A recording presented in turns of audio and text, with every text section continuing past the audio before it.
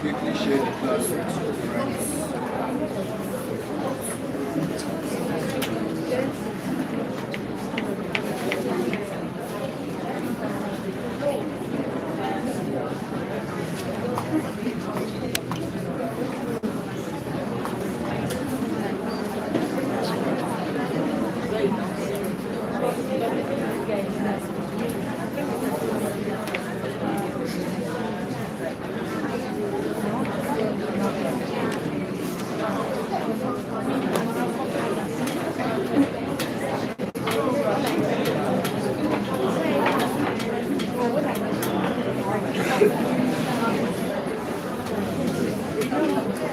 So please, as much as possible, please, let's talk more, please. Hey, yeah, please. Let's talk more, please, so that I can hear me clearly. And I also have a math class there. So in the previous class, I talked about genetics, introduction to genetics. We define genetics as the study of heredity, and we said heredity involves the process of transfer of genetic information from parents to offspring. Then from there we talked about the different aspects of heredity. We talked about the terms we used. We talked about gene, DNA, chromosomes,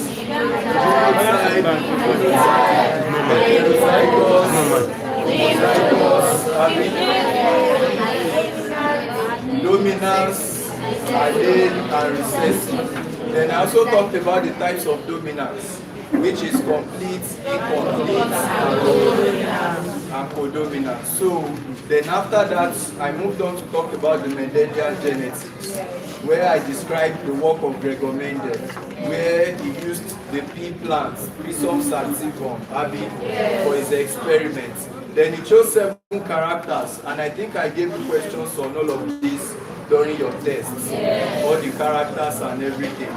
Then after that, we looked at the Mendel's first law. I told you that every character has a particular trait. Then that trait is decided by a gene. Then that gene will segregate to form the allele, which forms the gamete to produce the offspring at the end of the day.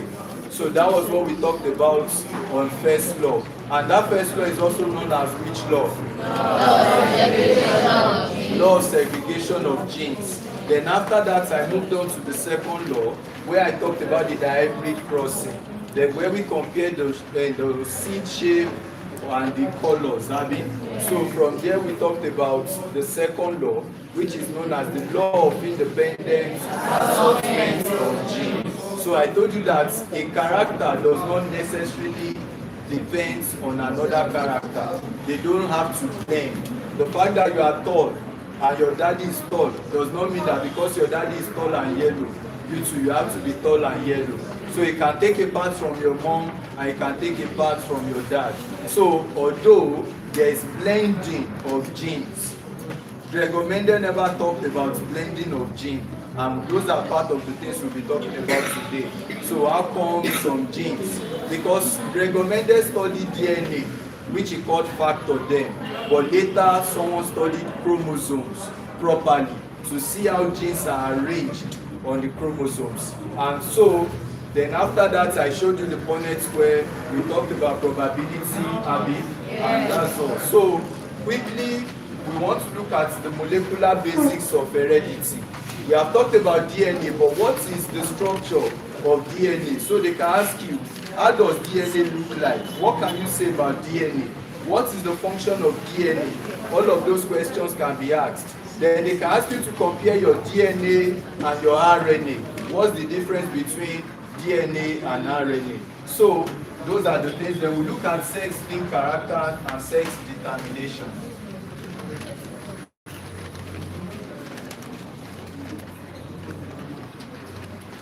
So look at molecular basis of genetics, heredity. Then after that, we look at the sex links. So the first thing we want to look at is the DNA versus RNA. So just some basic things you need to know about DNA and RNA. So I might not have to give you too much notes now, but just to summarize it for you. Then, when we look at DNA and RNA, we look at all the structures, talking about the composition of DNA and RNA. We already know the functions. Then, let's just say the word duplication. Then we look at sex determination.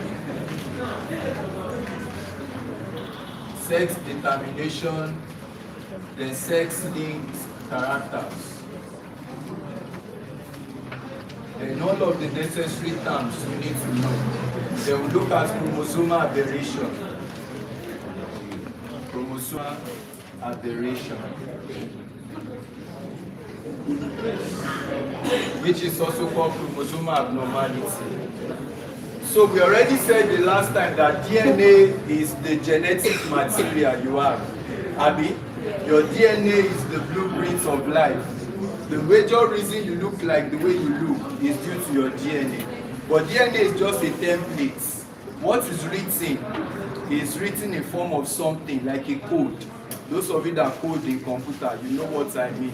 When you run coding, then you can run a product, and at the end of the day. So like a code, something is written on your DNA.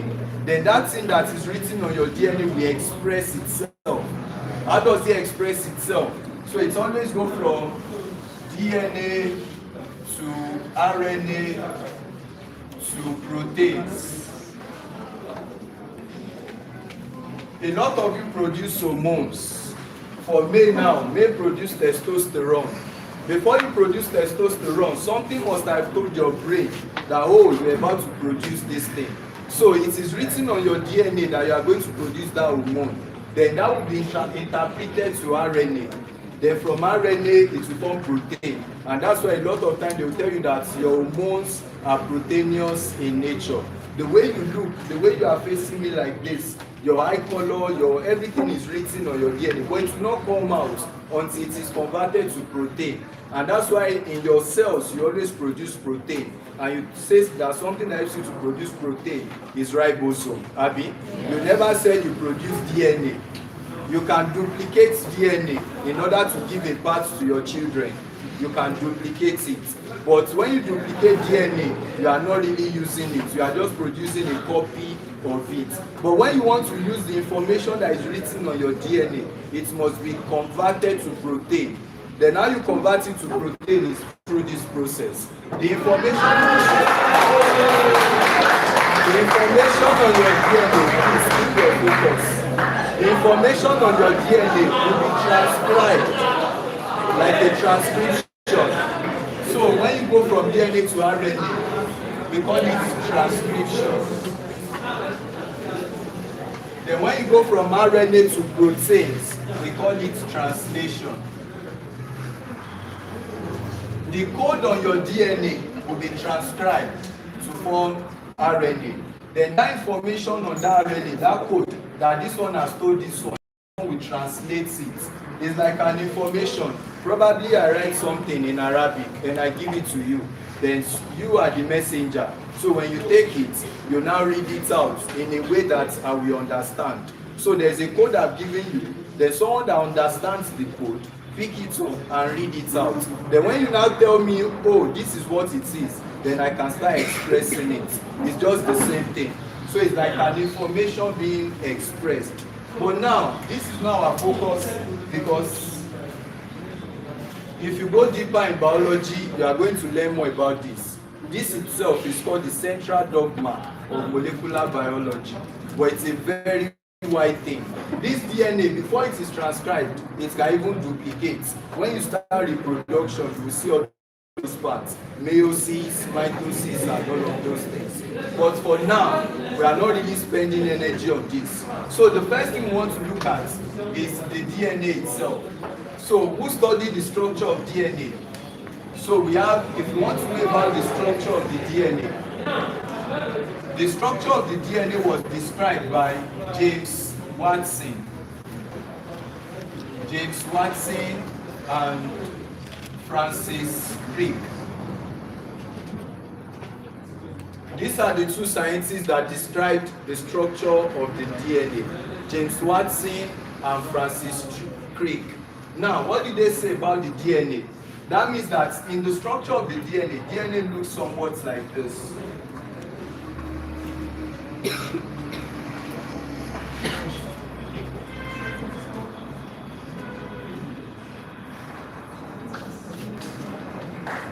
Just for basic diagram.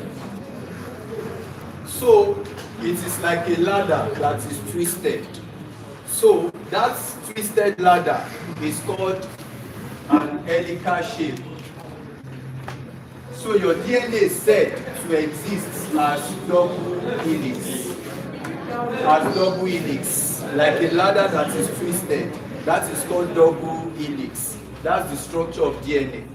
For RNA is just one step, one part of the ladder, just one single strand. So this double helix is said to be double-stranded. Double-stranded. I hope you're following. So your DNA is said to be what? Double-stranded. I'm writing it in a way that we won't have to waste time. We have a whole lot to do. So try your best to follow. All these aspects are not so difficult, but it can sound somehow too sometimes, but don't be scared. So another thing you need to know is that if you're looking at the structure of DNA, let me put it here on a breakdown. You know, if I say that, if I tell you something that your protein, what is the basic unit of protein? That means that what is protein made up of? Amino acid, Abi? Yes. The smallest unit of protein is amino acid. If they now ask you that what is the smallest unit of your DNA, what is it called? Protein. Clap for yourself. It is called nucleotide. So your DNA is made up of repeating units. The monomer for protein is amino acid. The monomer for DNA is nucleotide. Is that taken? The structure, there is a repeating unit that makes up the DNA. That repeating unit or repeating structure is called your nucleotide. So DNA has a repeating unit. The repeating unit is called what? Nucleotide. Is that taken? Now, this nucleotide is made up of two aspects in the structure. This structure that I've just drawn here, I will show you what parts I'm talking about in the structure. Now, your nucleotide has what we call the nucleoside.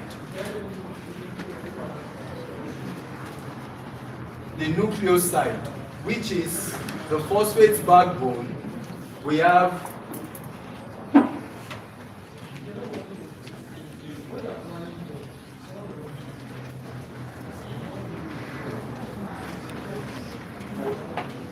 so the sugar and the nitrogenous base.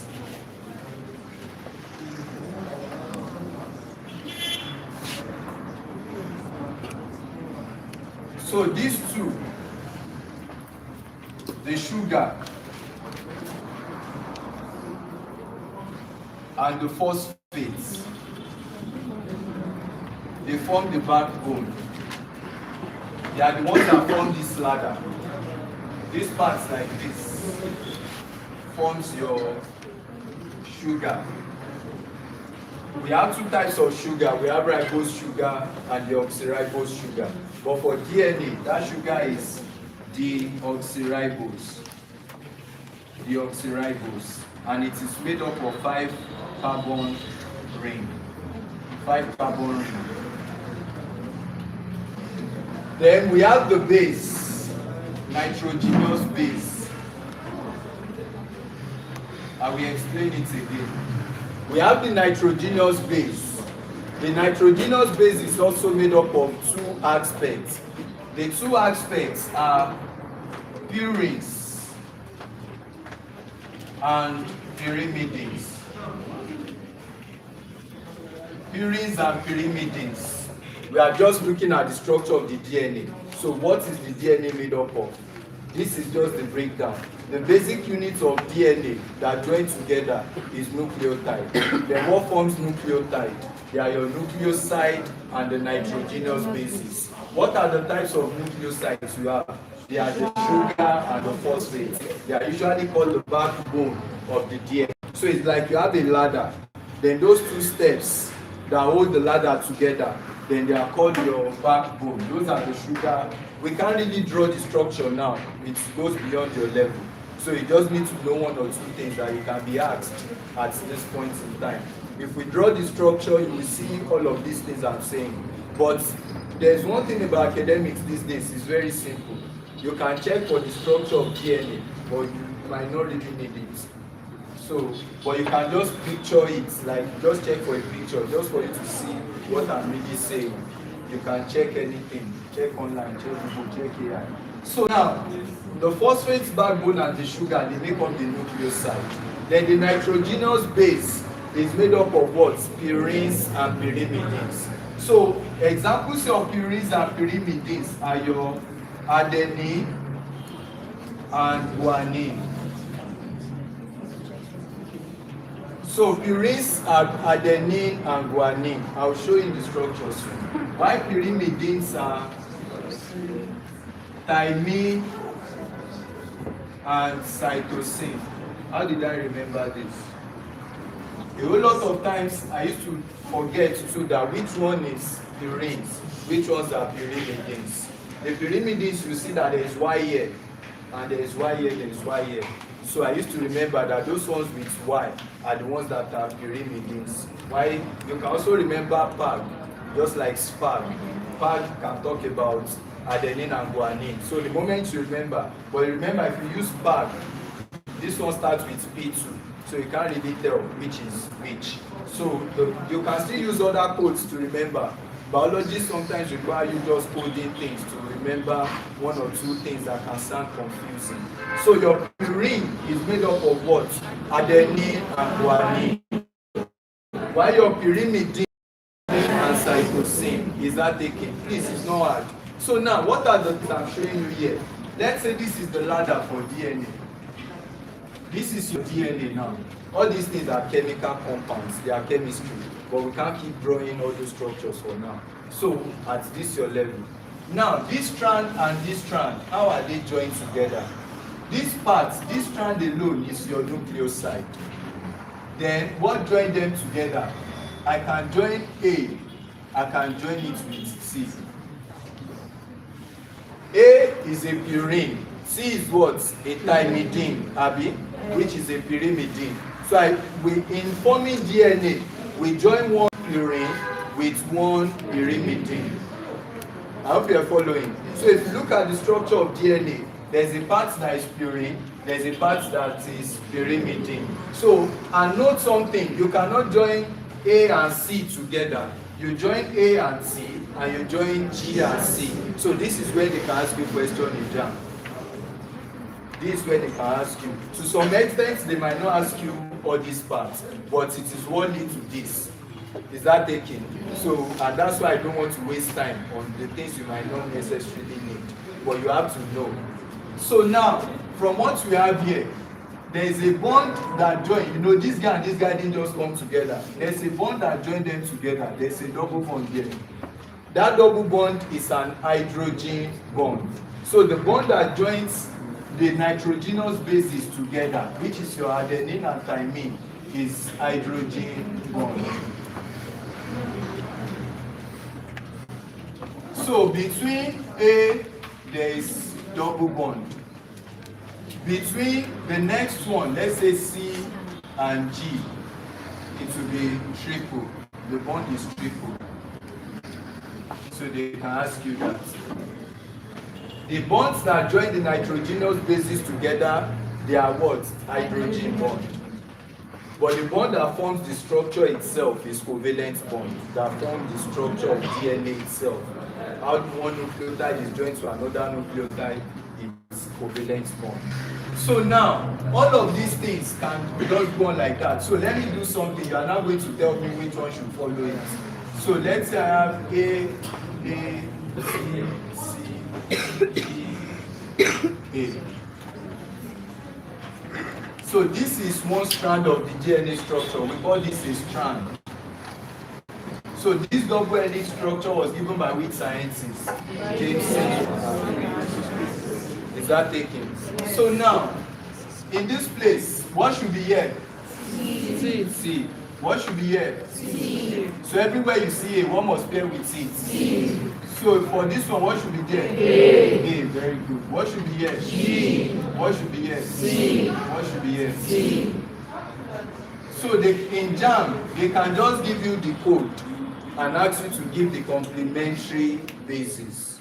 So if they give you that list like that, you must know what to follow for DNA. So now, look at what I have here in this structure. The backbone, I said, is made up of what? The sugar and the phosphate. While the bases are the ones that form what join them together. Do you get that? So now, those nitrogenous bases, their examples are what? Purines and pyrimidines. Or you can just say examples of nitrogenous bases are your adenine, guanine, thymine, and cytosine. Those are the 4 nitrogenous bases you have in DNA, which you must always remember for your own sake. But you can, is there a way you can remember them? AGTC. The girls are crying. It's always girls.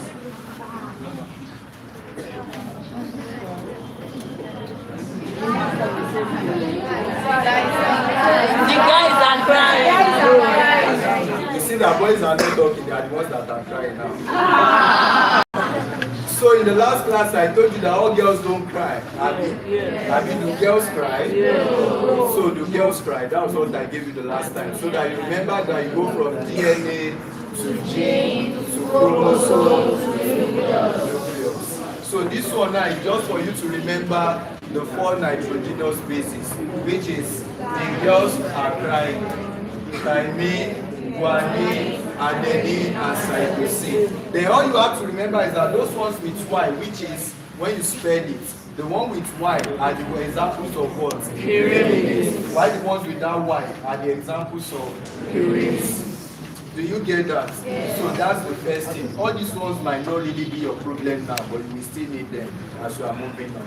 So now that we have talked about it, one of the things you need to know is that there's what we call, you can't know the structure. So for now, you just have to get me right. You might not know. You can hear something that DNA runs anti-parallel.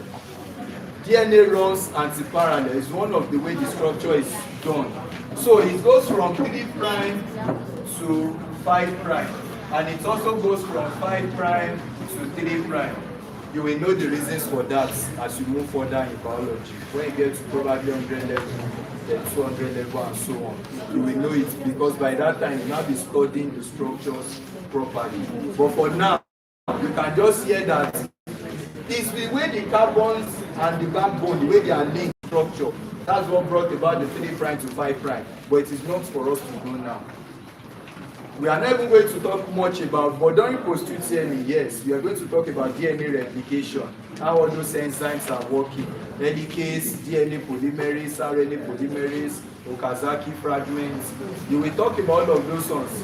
You are shaking your head. So, you will talk about them during post-UTME, but for now, JAM will not ask you all of those things. But sometimes we also mention it in case you see it, but it won't get there. So, your DNA runs anti-parallel. So when you hear that DNA runs anti-parallel, what do we mean? We mean it runs from 3' to 5' or 5' to 3'. So you have one strand going from 3' to 5', while the other one is going from 5' to 3'. So it's like one Dorikodo, anti-parallel. Do we get that? Yes. So that's another thing you need to know about the DNA. Then what else do you need to know about the DNA? Which is basically the function. So don't now forget this. Let's now quickly side by side look at RNA. This sugar, you can see I wrote here, deoxyribose. Deoxyribose. There is one oxygen that was removed in the structure. Then we use it to call it deoxyribose. All these things become interesting when you start using chemistry with it. Or maybe when you start doing biochemistry, let me put it that way. When you start doing chemistry with it, it will become interesting because you will not be remembering some of these things and you will not be looking at the structure. Then your own chemistry, you will not waste much time to understand. But someone that does not really know most of these things too, when they get there, they start having issues at some point. So now that we know DNA, can we quickly move on to RNA? Please, have you written something? Yes. All I've just talked about is just the structure of DNA and RNA. So please don't forget, if this is a strand, then this part is complementary. Complementary. So meaning that LA no complements LA. So A, and you can remember this too. For you to remember which one will pair with which, if they ask you. If you remember, AT just means at, you can say at GC, but the moment you remember at, you already know the rest already. Do you get my point? Yes. So if they say that what will adenine pair with, just remember at. You are at primax. So at GC.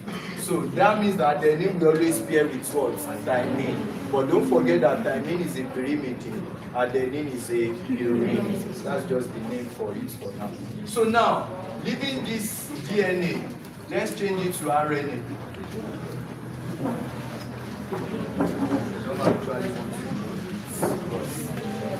It's still almost the same thing. DNA and RNA is still almost the same thing, except for one or two things. So for RNA, if you look at the structure of RNA, RNA is one single-stranded.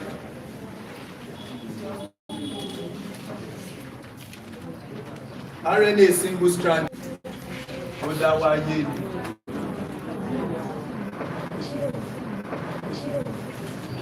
It also has all those things.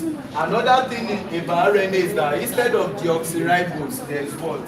Ribose. It is made up of ribose sugar. Ribose sugar, not deoxyribose. So they can ask you to tell the differences between DNA and RNA. So your DNA is double-stranded, Abby. Yeah. Your RNA is what? Single-stranded. Your DNA is made up of deoxyribose. Your RNA is made up of ribose. So it's as simple as that. Another thing is that it also has all those pairs, like the bases that you have for DNA. But for this one, the pairs are, instead of thymine, DNA does not have thymine. RNA does not have thymine. It replaces thymine with uracil. It replaces thymine with uracil. Which means, if I give you a sequence, A, T, C, G, A, C, A, G, C, T, T, A. And I ask you to give me the DNA complements. The DNA complements for this is going to be what? C, A, G, C, G, C, C, G, A, T. That is the DNA complement. We are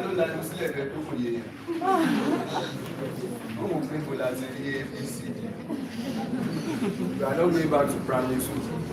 Don't worry. But if I say that, give me the RNA complements of this one, not this one now. Let's look for the RNA complements of this. So what will it be here? My life. It will still be A. Only when you are supposed to put C, that is where you will put U. Do you get that? You know that if I'm going for this now, this should have been A, then this should have been T. But instead of T, since you hear that it is RNA, you will put U. Do you get that? That's the difference. Oh yeah? Up here. A, U, C, G, C, A, G, C, U, A.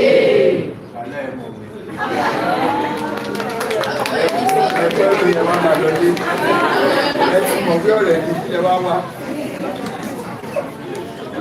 this is RNA complement, like complementing this one here with this strand, because they can give you any strand to complement.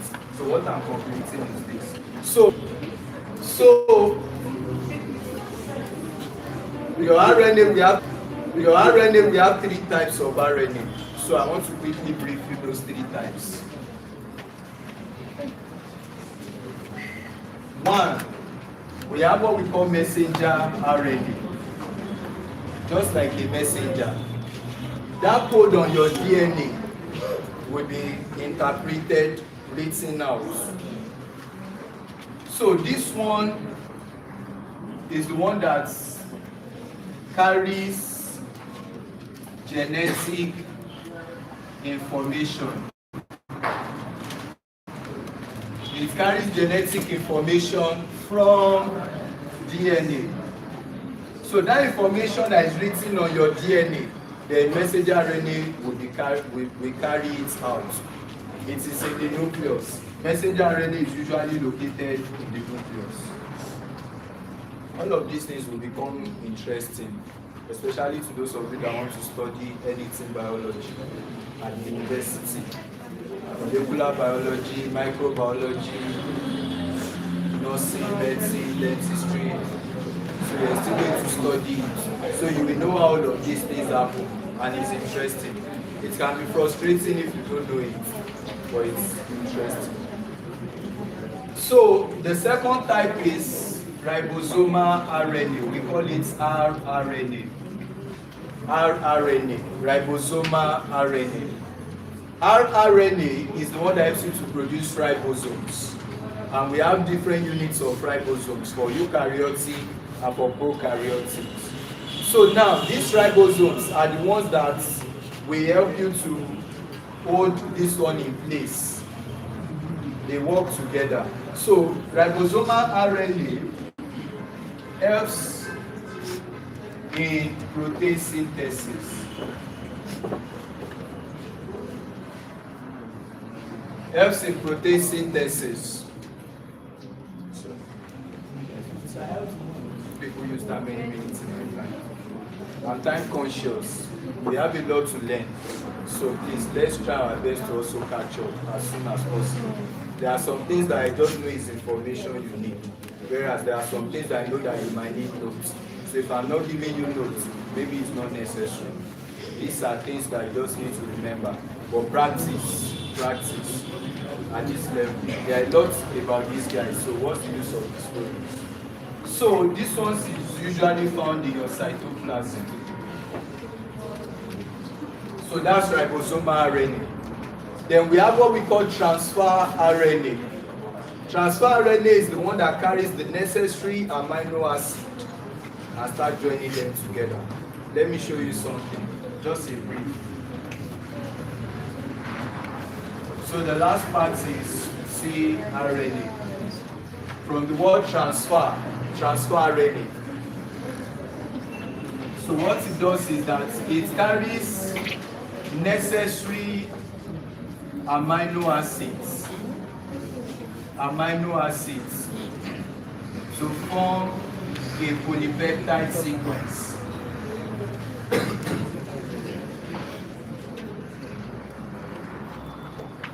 So transfer RNA is the one that will go and make, it will look at the codon that is written on your messenger RNA. And 3 of those guys are called triplets.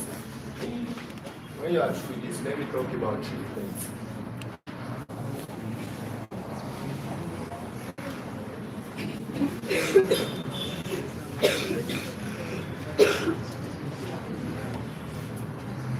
This one is also found in the cytoplasm.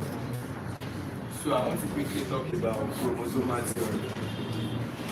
After this, can I move on? So all of these things are helping you to produce protein. This is what happens. From your DNA, there's a particular code that is written out. That code can be like this: A, C, G, C, A. But now it's going to be U because it's RNA. A.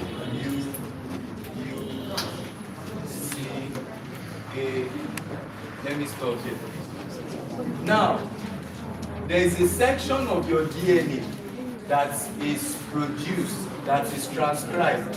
It's just like you take a section of this from here to here, and you transcribe what is there. You try to interpret what is there, but it's still written in code. That code that is produced directly from your DNA is called messenger RNA. Then this messenger, you know your DNA is in the nucleus. This messenger RNA is also produced in the nucleus. Then it will now, is the one that you can see that is directly from DNA. That means it's the one that will carry the information from your DNA. I hope you're listening. Then it will now move out of your cell, go to the cytoplasm. Then when it gets to the cytoplasm, something will now hold it together.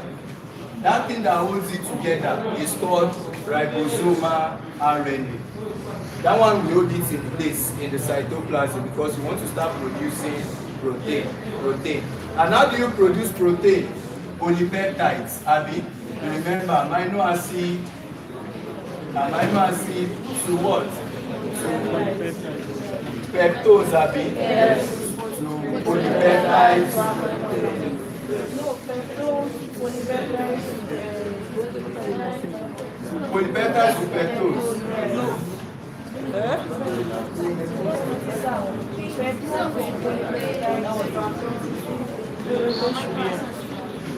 It should go from proteins to peptose to polypeptides to amino acids. So this one should be here. Let me just rewrite it. Polypeptides. So now, that's not my problem for this class. One thing I want to produce is protein. Then the information to produce that protein, maybe you need an hormone. Let's say the hormone you need is adrenaline. And there's a section on your DNA that always codes for adrenaline. So the information to produce that adrenaline will be released. And that information is carried by messenger RNA. Then to now produce this adrenaline, which is a form of protein, you know you produce protein. Now this one, and where is your ribosome?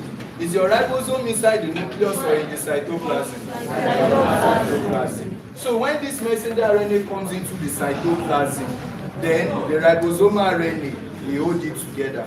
Then this ribosomal RNA holding it in place, depending on which cell, maybe eukaryotic or prokaryotic. You will learn that later. Now, transfer RNA will now come. What does transfer RNA do? It reads all of these things in sequence. It reads it in 3-3. If you look at it, oh, what is here? AUC. Then it will go to where amino acids are and pick the one that goes with AUC. Maybe it is methionine, maybe it is valine. You need to understand this because it will help us to understand some things in variation. When I start, that's why I'm not doing variation first. When I start talking about mutation and how it affects glycine being replaced by valine, how you have sickle cell and all of those things. So now, each of these three of those guys, they are called codons. Codons. So codons are triplets. They are triplets that codes for a particular amino acid. There are several amino acids in our body, at least 20 amino acids. We have essential and the non-essential amino acids. Essential by secondary school, brother. If they taught you.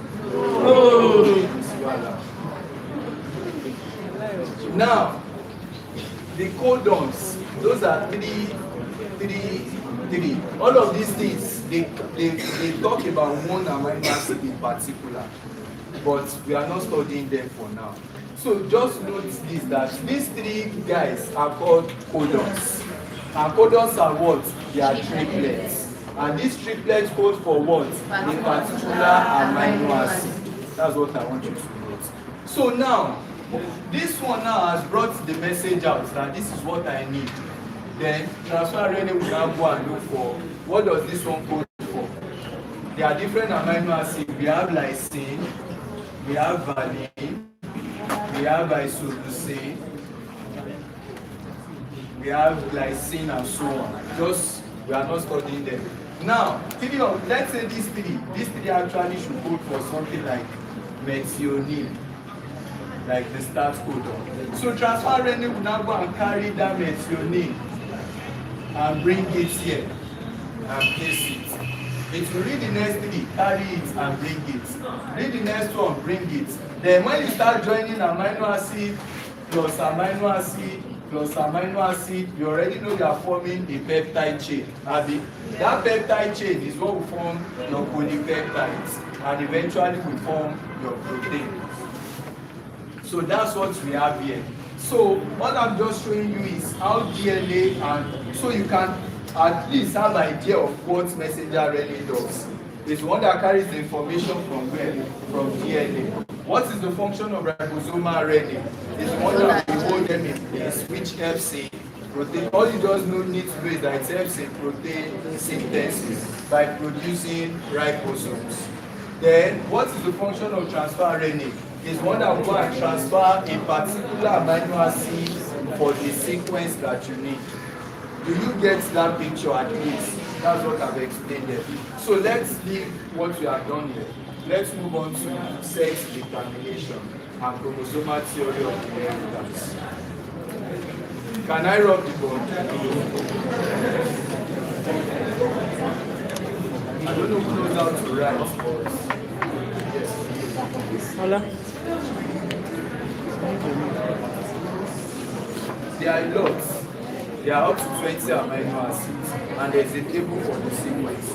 There's AAU, AUC, AUG. AUG is methylene, that's the start codon. There's start.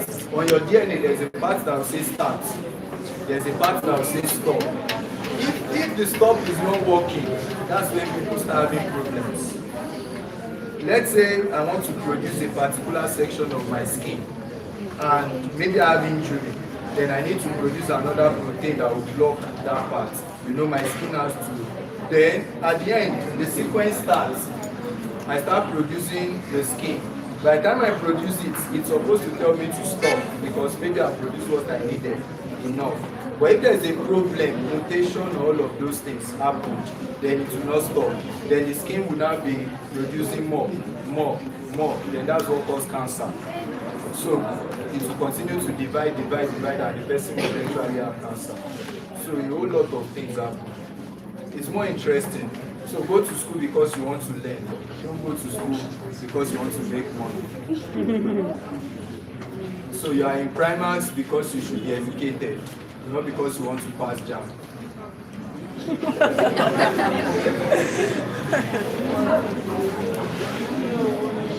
That's the funniest thing. When you want to be educated, you will pass every exam in life. You will pass jam, you will pass personal life exam, you will pass everything that has to do with life. That's education. It's not just to pass jam. Your purpose here is not just to pass jam. It's to understand life itself. So that you start applying it. And you that you understand everything, with time you will see that you will be different. You will be so different. And a whole lot of times we know how to face all these challenges. So you that you want to learn, based on learning, you will definitely pass jam. But if you are just here for pass jam, you'll be cramming. In time, you might not even be serious. At times, you might, but it's for learning purpose. You really do not get something clear. After class, you meet with one or two friends. Do you understand this better? We answer some questions of it. What can you say about it? You start reasoning together. When you get to exam, you will do well. But on soldiers, we create DNA, double strand. Bam. RNA, single strand. Bam. What the example? Soldiers will pay RNA, double strand. Nice one. Because you have crammed everything. But you end up for the example. So just try your best to find your best way to understand this. Can I rub the board off now? I don't want us to be taking our time because we have to look at this because we have to do this.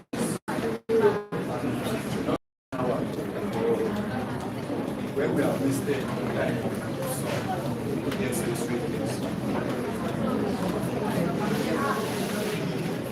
So quickly, let's look at chromosomal theory.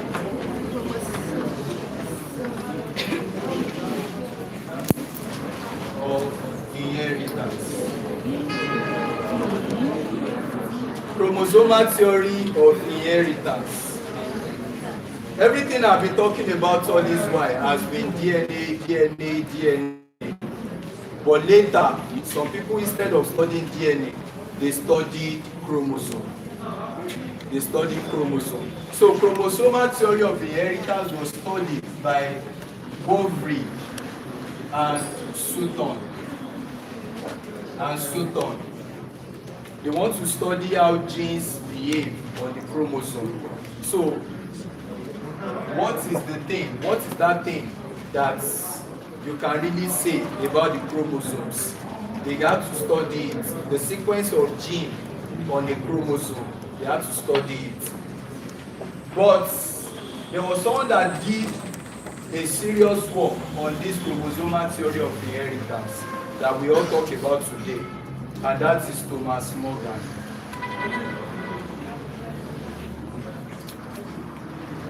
Thomas Morgan was successful in studying the chromosomal theory of inheritance using fruit fly.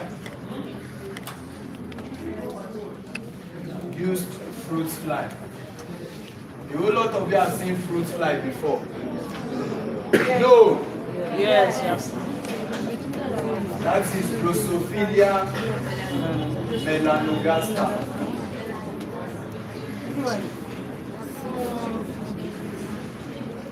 So he used fruit fly to study genetics, just like Gregor Mendel used pea plants. For him, he was able to understand a whole lot of things about blending of gene, which Gregor Mendel never understood. So, fruit fly are those Eshikori, all those small, that sometimes they have like red dye like this. They used to be on orange, common fall around fruits. Yes, they are always around fruits. So, Drosophila melanogaster. So, he studied the chromosomal theory. Then he realized that some things were to the male part of those insects, there is a particular trait that is associated with them. To the female, there is a particular trait that is associated with them. Among the male, something is so common, and among the female, it's not so common. And that helps us to understand a whole lot of things about chromosomes. So in humans, we have 46 chromosomes, Abby. So when you're talking about chromosomal theory, there are some terms you need to know. One, you can hear the word diploid. Diploid simply means a complete set of chromosomes. That is diploid. And it is usually represented as 2n. Diploid number of chromosomes. That is a complete set of chromosomes for every individual. For I now, as a man, I have 46 set of chromosomes. You too, your cell has 46 sets of chromosomes. As normal humans, because we call it chromosomal aberration, so I can still say some other things probably are abnormal. It's not like the person is not normal, but the chromosome might not be normal. So, apparently not the person is actually like not normal too. But we will talk about them. So if I have 46 sets of chromosomes, then I call it diploid. So instead of writing 46, I can just say 2n. Now, for Drosophila has 8 chromosomes. For the diploid, 8 chromosomes. Now, there is something called haploid. From the word haploid, it just means half of the diploid.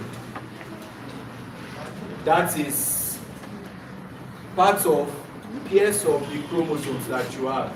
Half of the diploid from the word haploid. So if I have 46 chromosomes, how many will be my haploid? 23. Do you get that? That's just it. So it is usually represented as N. And now note something. We usually, for my 46, you can either say I have 23 pairs or I have 46 chromosomes. Is that taken? That's it. So the next term is that you can hear is karyotype. Karyotype. All these 46 chromosomes, you now want to study them. You have a pictorial representation of that complete set of chromosomes. So, karyotype is talking about the study of chromosomes, the study of the complete set of chromosomes in a pictorial form, talking about the size, the shape, and everything that is associated with the chromosome. The study of chromosome in the complete form.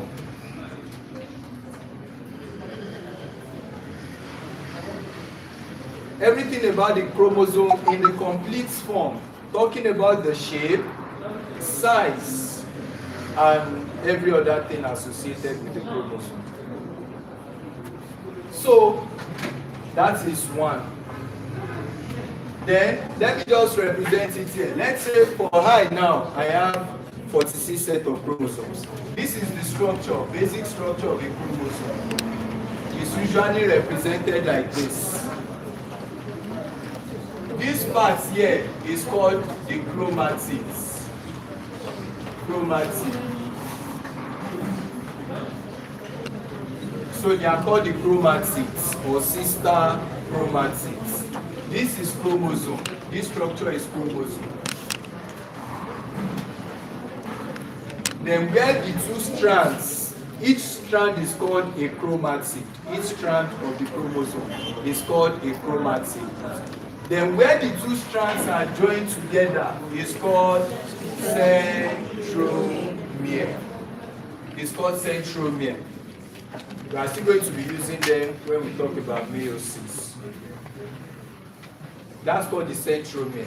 Now, I have 46 of these guys. So you can have them. 1, 2, 1, 2. Then 1, 2. So we have bits like 46 like that.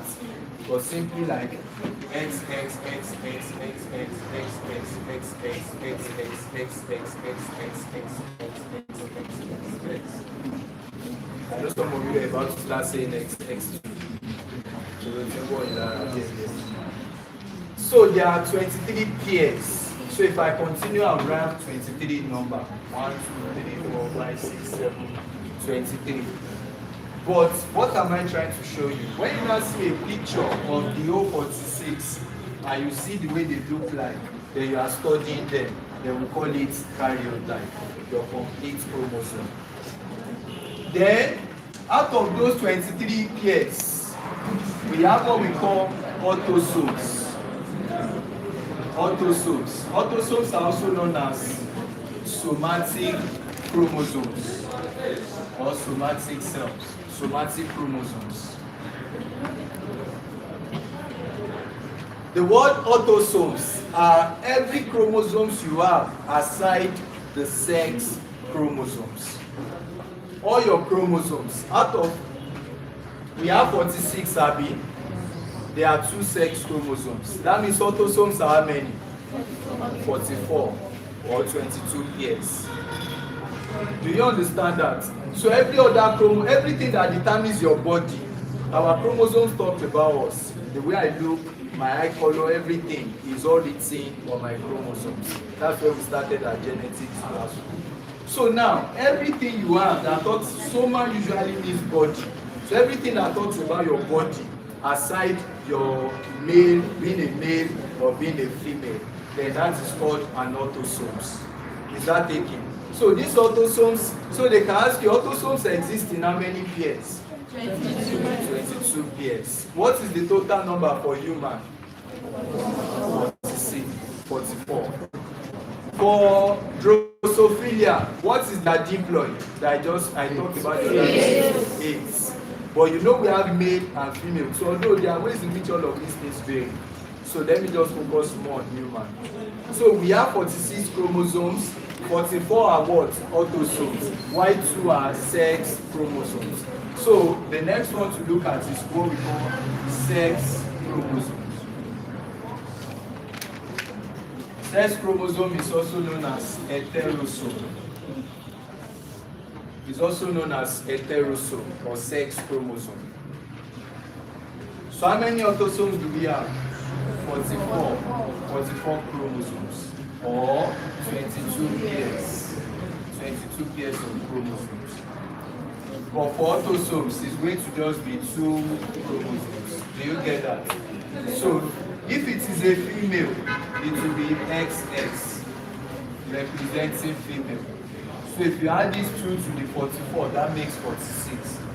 If it is a male, it is XY. So if you are born a male, you have Y and X chromosome. And one of the things is that X chromosome is usually bigger than Y chromosome. As we are moving on, we understand now. I will explain further. So if you are a male, you have to be what? XY. So if there's any boy that is XX here, you have to check very well. That's for risk. Are you there? So we have sex chromosomes also known as heterosomes. We have autosomes also known as somatic chromosomes. So what are now sex-linked traits? Now listen. Your dad and your mom, what is the probability of they giving birth to a boy? Eh? 1/2. The probability of you giving birth to a boy is 1/2 because you either have a boy or a girl. The probability of giving birth to a girl too is 1/2. But who determines if the child will be a boy or a girl? The father. Eh? The father. And you're not necessarily sorry. You shall be fighting for yourself by every means. So as you are growing up, you too, you will become a grandma one day.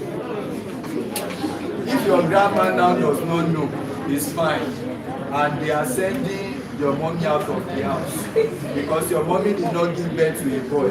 It's not your mommy's fault. It is actually your daddy's fault. But we can't really say it's your daddy's fault. And we cannot say it's God's fault. It is how your life has been arranged. So, but the most important thing is that when you become grandma and your son brings a wife home, and the wife keeps giving birth to a girl, don't go to their house and go and cause trouble. And say, mo sọ náà, ilé yìí àṣẹ ìgbọ́kùnrin, ó jẹ́ wá máa pẹ́ pé á máa lọ. No. What determines who will give birth to a boy is the father, because the father is XY, the mother is what? XX. So if we do crossing, if the mother is XX, and the father that determines a whole lot of things, the sharpshooter of the family, and he has XY. Now, if they meet together, from what we did from our daddy's law, this and this come together. The mother gave X, the father gave X. That is what? XX. So that means this child will be what? This child will be what? A female. It also a male.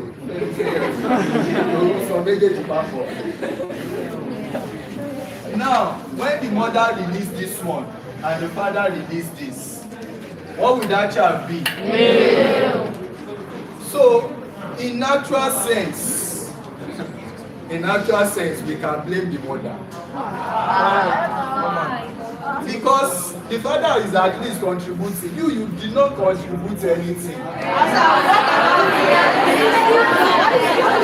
The only thing you can contribute is X. Now, the words that come from you, but you are pushing it to the father. Listen to this. Imagine you two have X and Y. Listen, you are blaming me because I have it. That's why you are blaming me. You that you don't have become.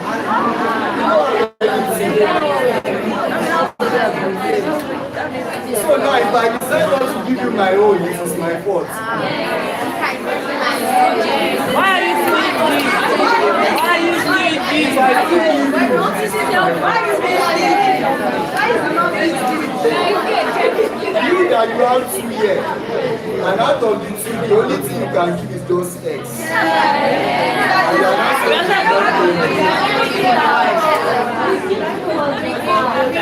You cannot give us one.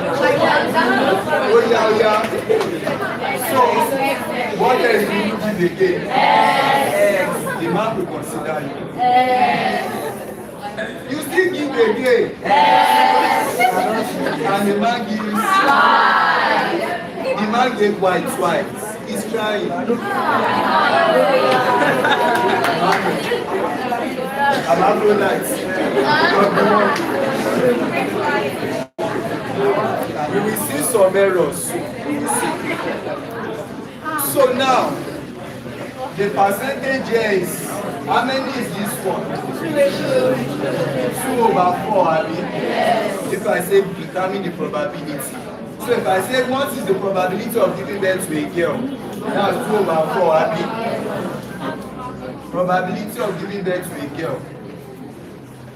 That is going to be 1/2. I mean, probability of giving birth to a boy. That is also 1/2. Do you get that? So this is the crossing. But now, we now have a problem somewhere. The problem is this. Sex-linked characters. And this is where you see that female, our non-latin suffer. So, let's look at sex-linked characters, then I'll give you some other term definition. I'm only giving you the definition based on their usefulness. So, sex-linked characters, right? These are characters. 1 hour, so we are almost rounding up now. These are characters that are directly carried by the X chromosomes. By the X chromosome. By the X chromosome. So you open a bracket, sex chromosome.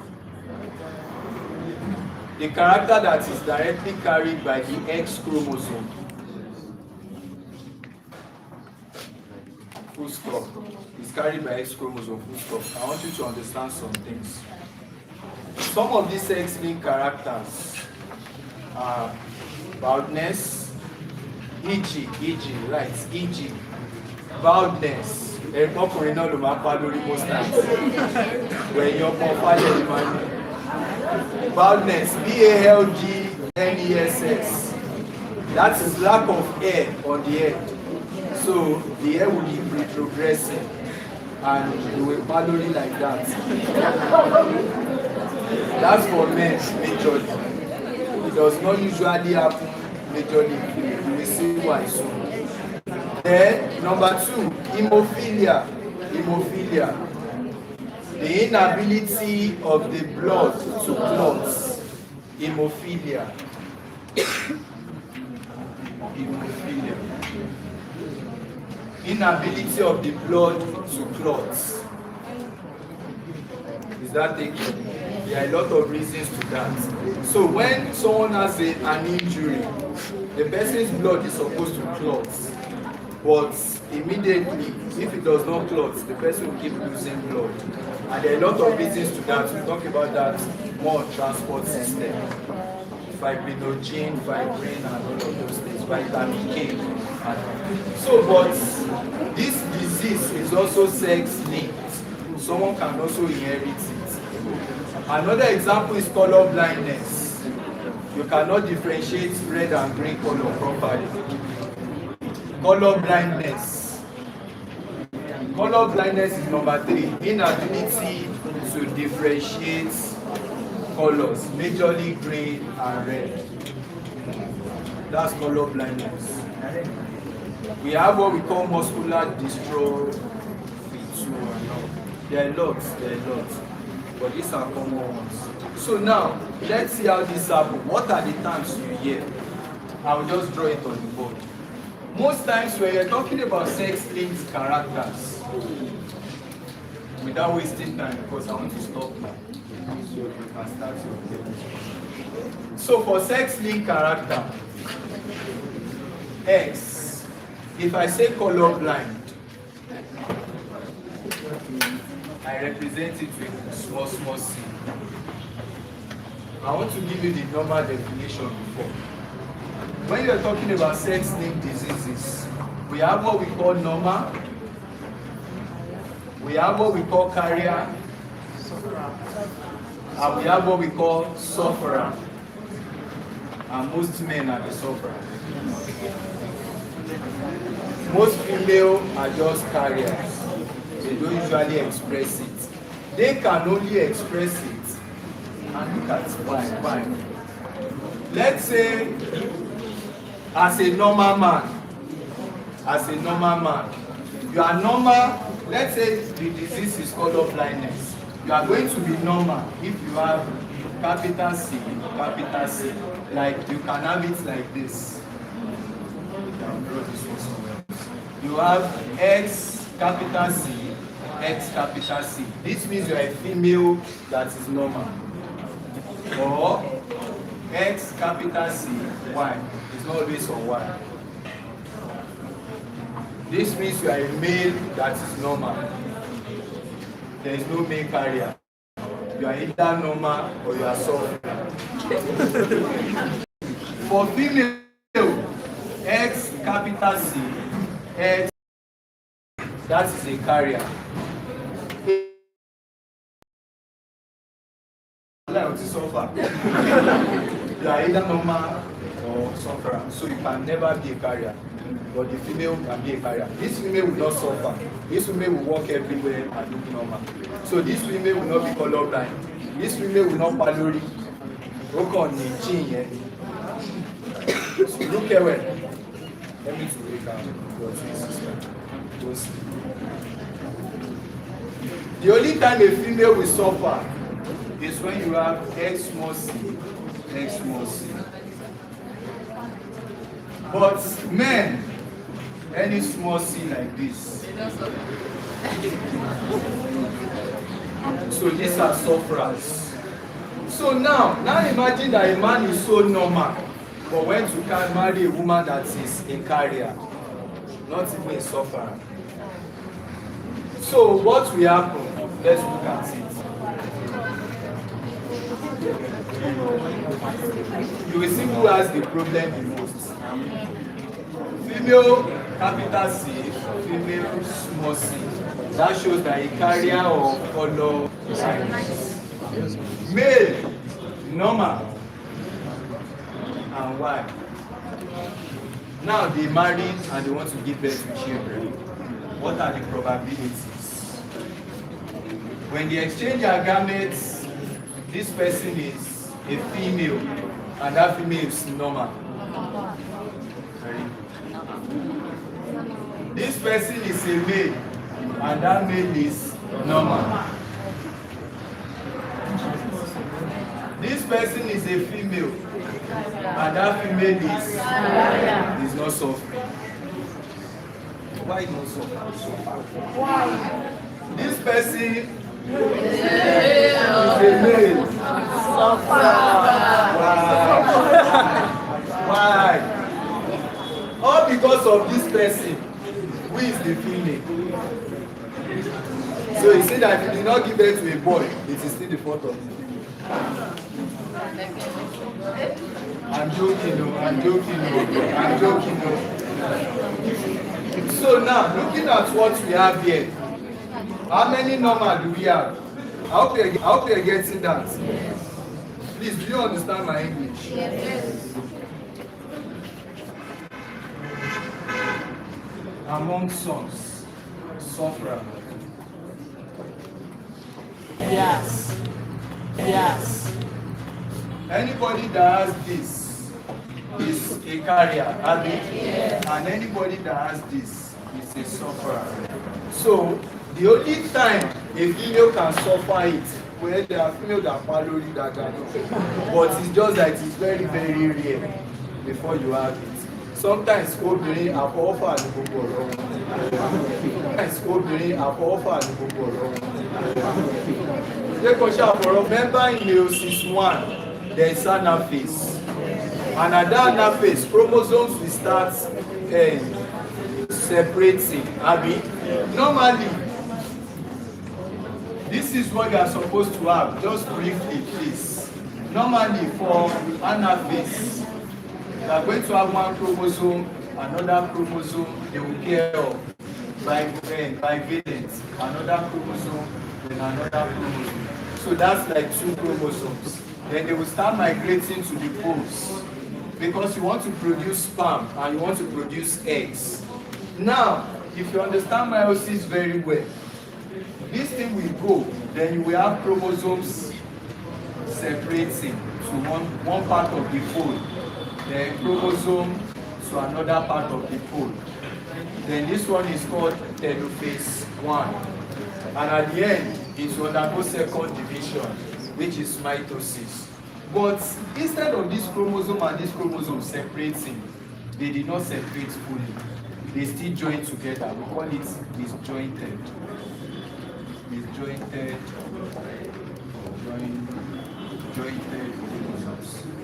This chromosome and this chromosome, they are supposed to separate. Normally, when you now want to produce sperm, you are supposed to have this, like 4 daughter cells. To those that understand meiosis. But now, if this one is sex chromosomes.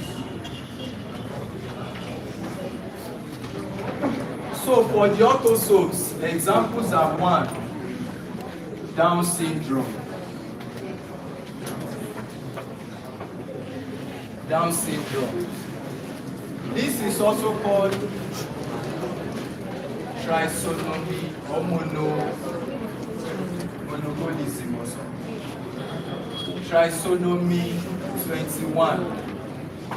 The word tri means 3 chromosomes. So at number, so if you count 1 pair, 2 pair, 3 pair, 4 pair, and you continue to count. When you get to that number 21, you know there are supposed to be 23 pairs. When you get to number 21, you are going to have 3 pairs of chromosomes. Instead, you are going to have these pairs instead of 2 that you normally have. So this person that is supposed to have 46 chromosomes, we have 47 chromosomes. So that we call it trisomy 21 because at chromosome number 21, there are 3 instead of 2. Do we get that? So this disease is called Down syndrome. So if they ask you that the type of disease that you have trisomy 21 is called Down syndrome. And there are a lot of things. So the person can be having deformities in growing and everything. Yes, they will have it to almost So that is trisomy 21. We also have one called, I think there's another name for this monogonism also. There's what we call Patel syndrome. You can go and look at pictures of people that have Down syndrome. They usually have deformities in growths and a whole lot of things. Then they sometimes might have some structures that are different. They look like inversa at times. All because of just one chromosome that is an error.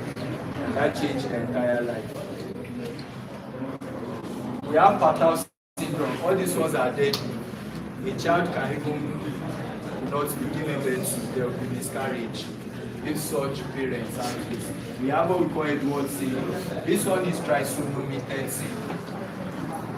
trisomy 30. That means that number 13 we have 3 having. Then we have Edwards syndrome. All these ones are usually associated with the body, autosomes. This one is trisomy 18. Then for the sex chromosomes, this one happen at the sex chromosome. You know there are 46. 44 are autosomes. Then the last 2 are your sex chromosome. So someone can have error at the sex chromosome. So instead of the person having XY, the person can have X, X, Y. So someone that is supposed to be a boy will not be a boy again. Because that's Klinefelter syndrome.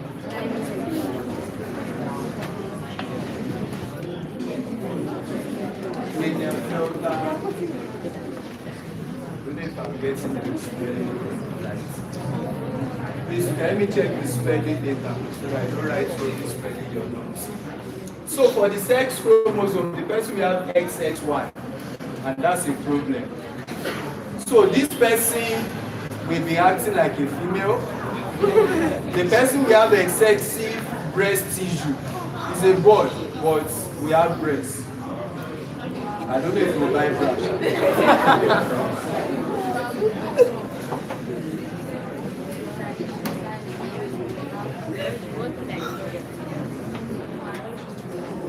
The person might be talking more like a female.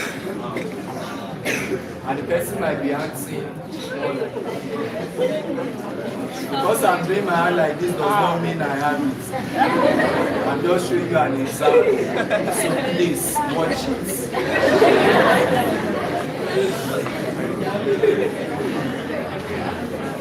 So sometimes you don't abuse people. Sometimes it's their gene. You don't start blaming Bobrisky everywhere. Some people just do it for money. But some people it's their gene. As you see them behaving like a female. I want that. But what they múra sí wọn tó jẹ́ pé wọ́n máa dàgbà. That's Brown. What's he called? James Brown. I remember when he was caught in AU that time. He was an AU student. And when police caught them and they put all of them there, they said they could see them practicing homosexuality and all. And that day, it was like this. Was I caught in the act? I was like, you know, to get caught in the act. I saw him that day. I was like, was I caught in the act? Even the way you are doing already, they don't need to catch you in the act. So, a whole lot of things. This person can have low testosterone. Everything that has to do with male, which has been reduced. Then the female too increased a bit. So the person can be acting more like a female. Then the last one, which is not really the last one, there are a lot of them, but for our class, there's what we call Turner syndrome. Turner syndrome. This one usually happens to female. Turner syndrome or monosomy. Instead of this person having XX as a female, the person will lack one X and will have just one X. So we usually represent it as XO. So instead of XX, it will only have one X. And such person will not grow most things that female grow. The person will be very short. The person can be short, is associated with that. And the person will lack estrogen, all those hormones, progesterone, things that can allow the person to get pregnant easily. The person might not get pregnant easily. The person will be somewhat infertile. So all of those things, lack or less hormone. Let me just say female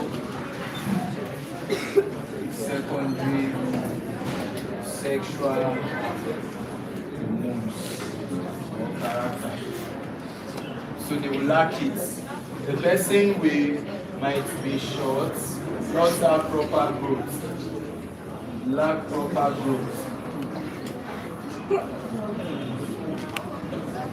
So the person, I already said it, so the person might not really grow back and front very well for the babies to manage.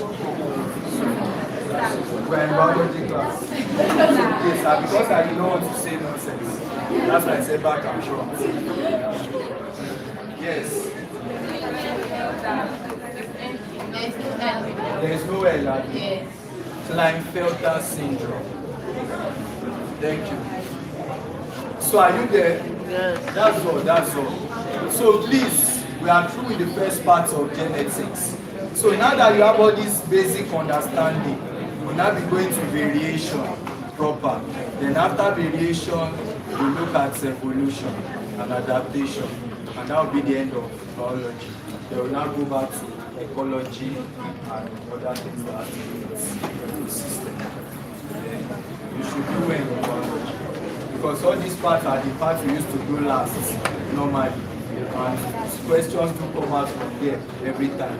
But because today really did not have much time to practice it, we don't always do it. But this time now, you have done it, so you have enough time to practice over and over. Your next test on Friday now, we cover everything you have done this week and all the things you did last week. That's what the test will cover. So please, settle down for chemistry. Over. Oh, yeah. You're hungry. When is your...